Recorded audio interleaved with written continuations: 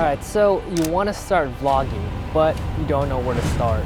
So in this video, I'm going to be covering gear, the types of shots you need to get. And the last part is going to be the most important part, but it's the most overlooked. First thing up, we have gear. Whatever the people tell you that gear doesn't matter, it matters, okay?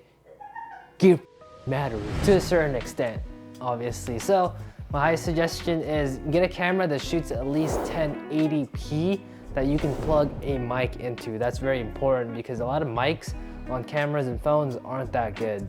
Now, if a phone is the only thing you have to film with, there's nothing wrong with that. But the downside is you can't see yourself. Yes, you can use the front camera, but it's not gonna be as good. There's Apple ProRes, but I'm trying to keep this video simple. So you gotta get the right tool for the right job, right? The first camera you can get is an entry-level camera like this ZV-1. This camera is perfect, it's a point and shoot, and can meet most people's needs. Now if you want something a little bit bigger, because you're a big back, because I'm a big back, and I love Big Macs, is to get a full frame camera like this A7S III right here. Don't forget, you still gotta buy the lens, all right? After you get your camera, learn to shoot manual as fast as possible. Balance your aperture, frame rate, and shutter speed. Chia, boom. But for beginners, you can totally shoot on auto. My biggest suggestion would be shooting at 24 frames per second. This gives you a more natural look, whereas if you shoot at 60 frames per second, it looks really robotic. Also, shooting at 60 frames per second takes up twice as much storage as shooting at 30 frames per second.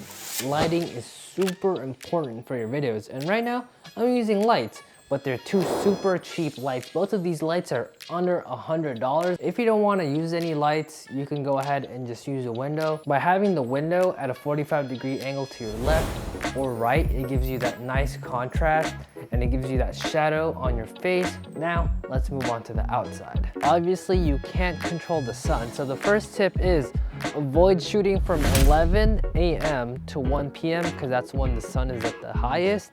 But if you absolutely have to, I would say shoot from the shadow side. As you guys have seen, look at how much more flattering this image looks. So my second biggest tip for lighting when it comes to shooting outdoors is move into a shaded area. This, just softens up the light because light is bouncing from the floor, from the walls, and is still able to light up your subject. So after lighting, we have audio.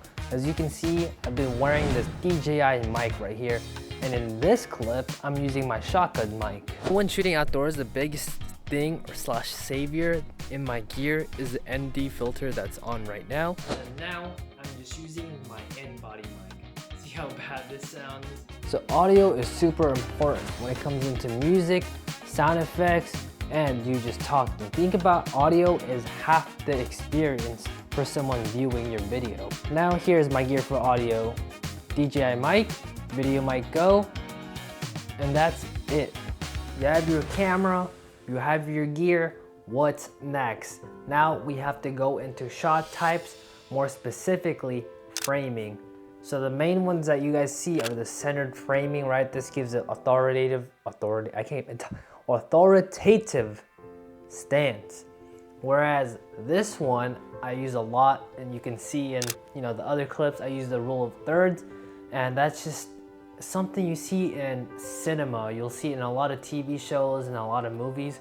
Basically, you get your frame, right? And you divide it into 3, and you put your subject on one side or the other.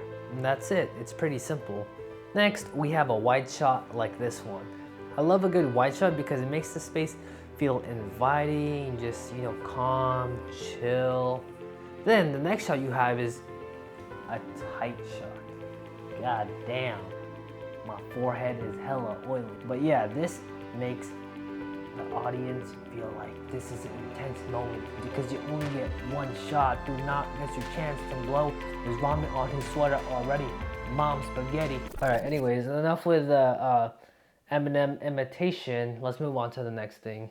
Next up, we're gonna have angles.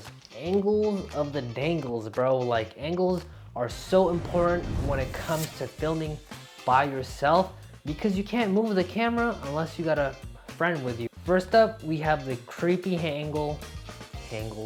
We have the creepy angle that's used in a lot of horror movies, and that's the Dutch angle. So you basically get your camera, turn it a little bit, and it feels a little bit more creepy, like something's unsettling, right? And then after that, we have the negative space. So negative space is when you put your subject all the way on one side of the frame, and it feels like there's a lot of pressure coming here, and it's just like unsettling. Next, we have the top down or God's eye. It's basically when the camera is pointing down on the subject from a high angle. And this is a good angle to, to be separated from the subject or characters. Next up, we have frame and frame. This is like frameception. So basically, it's when you already have, your frame, your video frame, and then you have another frame and you have your subject within that frame.